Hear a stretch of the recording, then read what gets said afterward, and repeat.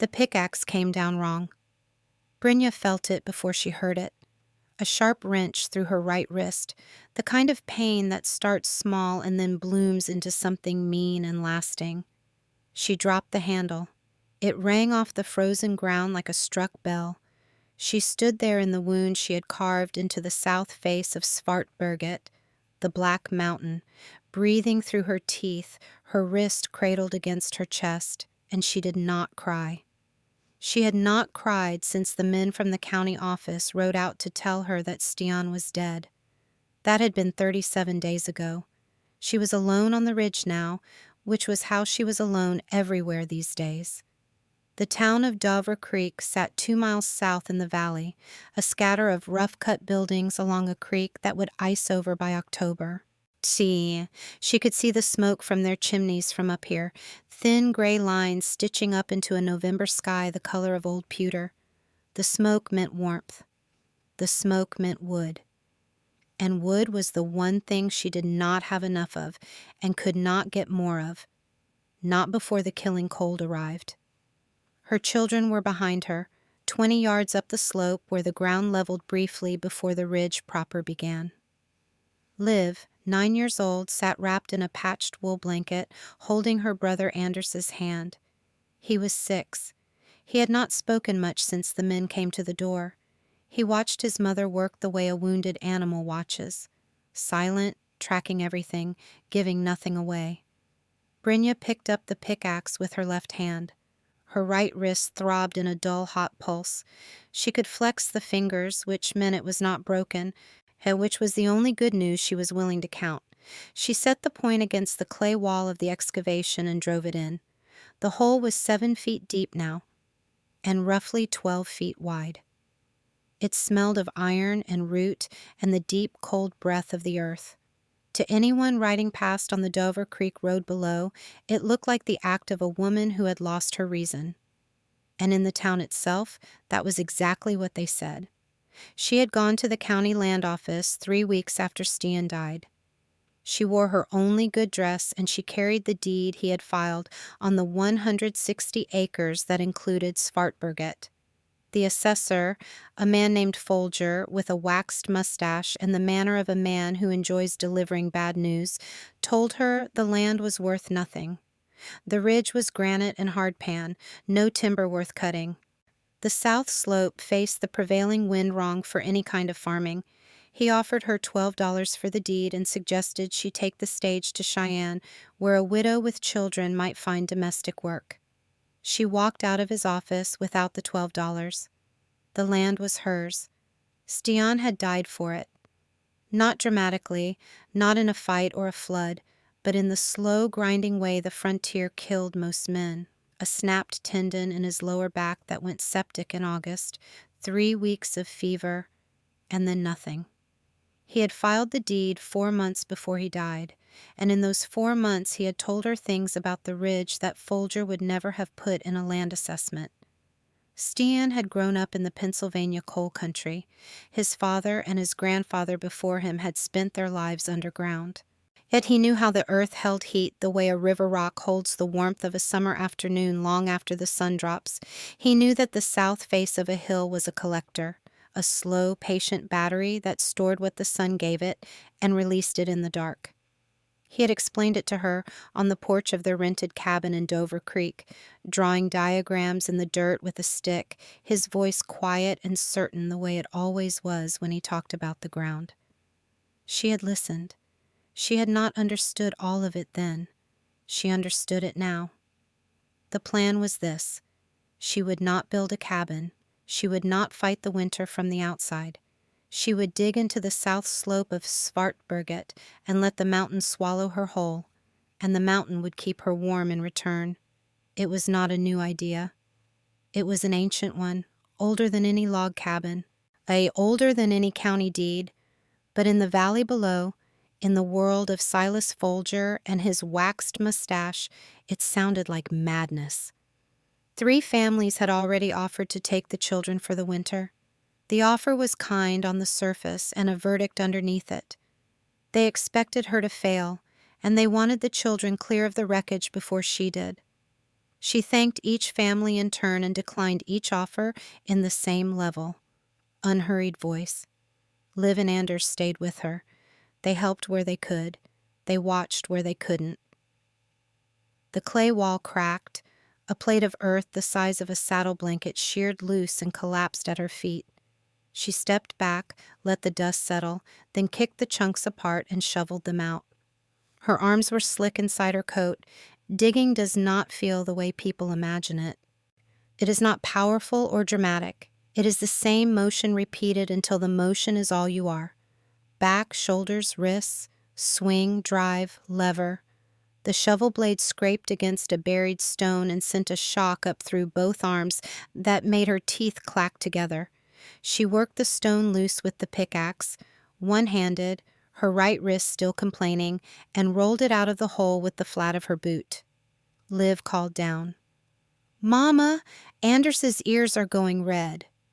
Brynja checked the sky without stopping. The light was flattening out, going thin. 2 hours of useful daylight, maybe less. "Bring him down into the hole," she called back. "The wind can't reach him down here." A minute passed. Then 2 small figures appeared at the rim above her, and Liv lowered Anders down by his arms. And he dropped the last foot and landed beside her in the dark clay. He looked up at the walls around him with wide eyes. He reached out and pressed his palm against the earth. "It's not cold," he said. It was the most he had said in a week. "No," Brynja said. "It's not." She drove the shovel in again. The frame went up on a Thursday. Brynja had spent the better part of 2 weeks on the excavation alone, and the hole had grown into something that no longer looked like a hole. It looked like a room. The back wall and both side walls were raw earth, packed hard and smooth where she had worked them flat with the back of the shovel. The floor was clay, dense and cold underfoot, but dry. Drier than she had expected, drier than the floorboards of the rented cabin in Dover Creek had ever been in a rainstorm. The ceiling was the hill itself. 4 feet of packed earth and granite above a timber frame she had notched and fitted from the dead ponderosas she found along the upper ridge. She had no sawmill. She had a hand saw, a hammer, 16 pounds of cut nails she had traded Stian's spare rifle for, and the diagrams he had scratched into the back pages of his field journal. The front wall was the only conventional thing about the structure. Milled lumber, 2 windows facing due south, a door hung plumb on iron hinges. She had sold her mother's silver brooch for the glass panes. She did not let herself think about the brooch. She thought about the angle of the winter sun instead, the way Stian had described it, low and flat in the southern sky, streaming straight through south-facing glass and striking whatever surface waited on the other side. That surface needed to be heavy, and it needed to be dark. It needed to absorb what the sun gave and hold it the way a cast-iron pan holds heat long after you pull it off the fire. She laid flat stones across the floor. Sandstone pulled from the creek bed below, hauled up the slope 2 at a time in a canvas sling she wore across her back. Anders carried the smaller ones. He did not complain. He was becoming a different kind of boy on this ridge, quieter in a useful way, his eyes picking up things she pointed to before she finished pointing. Liv kept the camp, fed the small fire they built outside at the mouth of the excavation each evening, and read aloud from the one book they owned, a battered almanac from 1881, while Brynja worked by the last light. Then there was the stove. Stian's journal had described it in careful, unhurried terms. Not the kind of stove most people knew, a small iron box burning itself out through the night and demanding more wood by morning. What he had drawn was heavier than that, older. A clay bell stove built into the back wall itself, the kind his grandmother had called a kakkelovn, shaped from dense clay and flat stone mortared together into a mass that weighed several 100 pounds when finished. It was not a piece of furniture you could move. It was part of the wall. It was part of the hill. Brynja built it in 4 days, layer by layer, pressing the clay with her hands and the flat of a stone float, fitting the interior firebox so that the smoke rose up into the bell chamber above before finding the short vertical chimney that punched through the earth roof.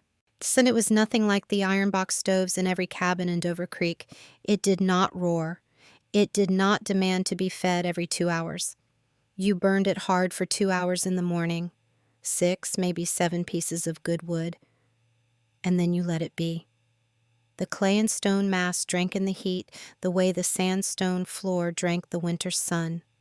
Slowly, completely. And then it gave it back, for 12 hours, sometimes 14. A man named Torben Hauge rode up the slope the day she was finishing the stove's facing stones. He was the closest thing Dover Creek had to a physician, which meant he had once apprenticed under a surgeon in Kansas City and had not killed too many people since. He sat his horse at the rim of the excavation and looked down at the massive clay structure built into the back wall, and he said nothing for a long moment. "Ah, that thing will crack," he finally said. "Clay stoves crack. You'll have smoke pouring into the room and nowhere for it to go." Brynja did not look up from the facing stone she was pressing into place. The clay is mixed with fine gravel. It cures without cracking if you fire it slow the first 3 times. Stian was particular about the mix. Hugg shifted in the saddle. "Who told you all this?" "My husband." Another silence. Stian Albrecht had been known in the valley as a quiet man who kept to himself, which in Dover Creek was generally taken as a sign of either guilt or stupidity. Hauge had not thought much of him alive. He was reconsidering now, watching the dead man's wife press clay into a back wall with the calm efficiency of someone who had worked out every step before she took it. "The cold comes up from the ground," Hauge said. "That was one last attempt. Everyone knows that. Cold air is heavy. It sinks." Brynja set the last facing stone and stepped back to look at it. But the ground itself, below the frost line, holds a steady temperature year-round. I'm not sitting on the frost line. I'm sitting below it. The earth around these walls has not been below 40 degrees since this hill was formed. She turned to face him. "The cold you're afraid of is up there." She pointed at the sky above the ridge. "Not down here." Hauge looked at the sky. He looked at the walls. He looked at the children watching him from the far corner of the room, sitting on a blanket on the stone floor, apparently unbothered by the fact that they lived inside a hill. He touched his hat brim and rode back down the slope without another word. By the first week of December, the structure was sealed. A grass already grew on the roof. She had laid cut sod over the timber frame, and the earth had accepted it without argument. From the valley road, the dwelling was nearly invisible. A rectangle of glass and timber in the slope, a thin thread of chimney smoke rising straight up from the earth. Nothing that announced itself. Nothing that invited the wind in. The cold arrived 9 days later. It came from the northwest, the way it always did, and it meant business from the first hour. The blizzard hit Dover Creek on the 14th of December and did not release it for 4 days. It was not a storm, it was a siege. The wind came off the high plains at a sustained scream, driving snow so fine and granular it seeped through log walls like smoke through cloth. In the valley, fires burned at a frantic, desperate pitch. Families burned furniture. One man burned his barn door. The cold did not care. It pressed through every gap, every poorly chinked joint, every optimistic assumption a man had made in August when he was sweating and could not imagine this. Torben Hauge lost 2 fingers to frostbite on the 2nd day. A family named Gruber, recent arrivals from Ohio who had built fast and thin, were found huddled in their one bed, the fire dead, the children's breath coming in shallow, ragged pulls. They survived. Barely. On Svartberget, inside the hill, the temperature held at 62 degrees. Brynja fired the stove on the morning the blizzard arrived, 2 hours of hard burning, 6 pieces of split pine, and then she closed the firebox and left it alone. The clay mass radiated its warmth into the room in a slow, even pulse, hour after hour, the way a held breath releases. And the earth walls, 4 feet thick on 3 sides, and the full weight of the ridge overhead, did not flex or shudder when the wind struck. The wind did not strike. It passed over, howling at nothing, finding no purchase, no surface to strip. The south-facing windows gathered what pale light the storm allowed and gave it to the stone floor, which accepted it and held it. Anders slept without his coat for the first time in 2 weeks. On the second day of the blizzard, during a lull between squalls when the wind dropped to something merely brutal, Brynja pulled on her heaviest coat and her father's old wool cap and went out. Liv looked up from the almanac with wide eyes. "The Sondergaard place," Brynja said. "Their barn. He's been sick. Nobody's been up to check the animals. Mama, I'll be back before the next front hits." I watched the stove. She moved through the snow at a crouch, following the ridgeline by memory more than sight, and reached the Sondergaard barn in 20 minutes. The horses inside were stamping and rolling their eyes, but unhurt. The water had not frozen solid.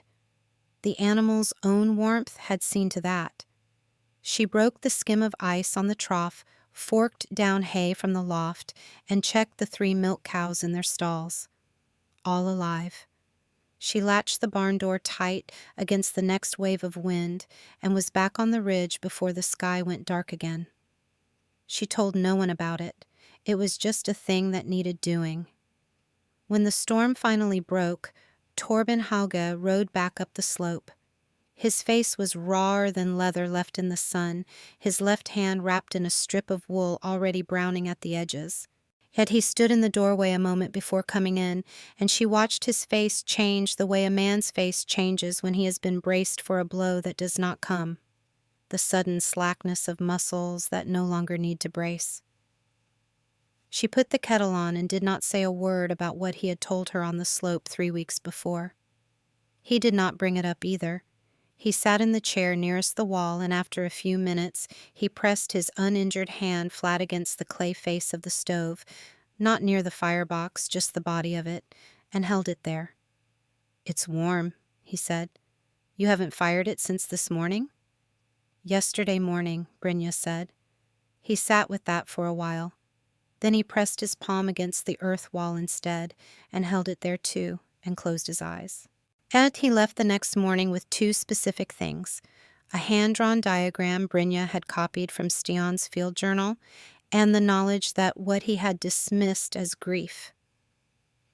Madness was in fact the only structure within 2 miles that had beaten the storm without a fight.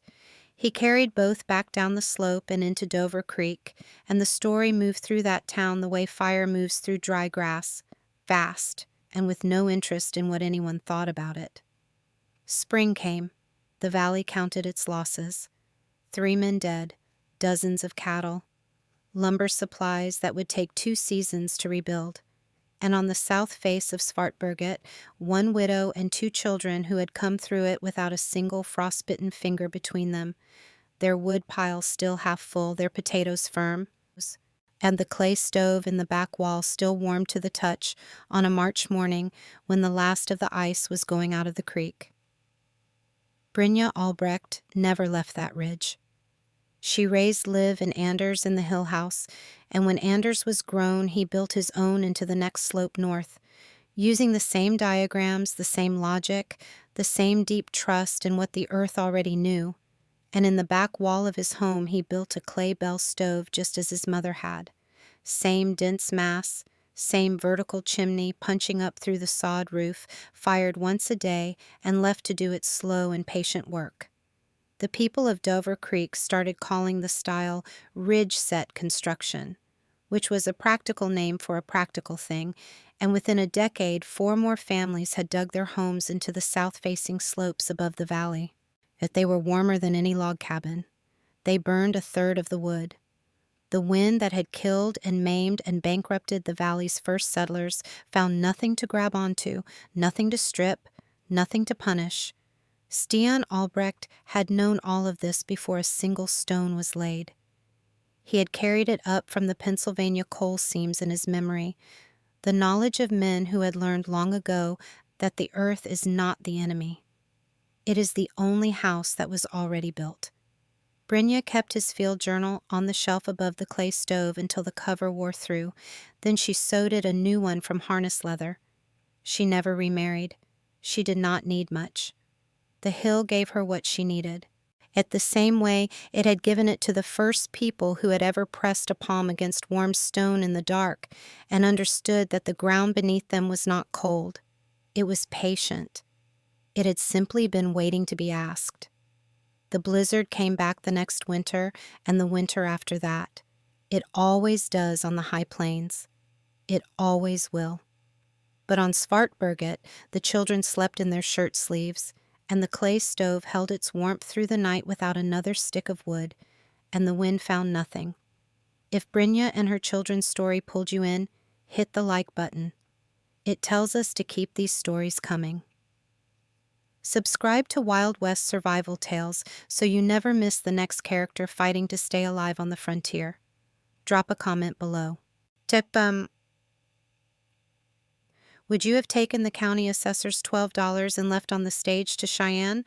Or would you have stayed on that ridge and dug in like Brynja did with Liv and Anders watching from the rim? Because on this channel, the next survivor is already waiting.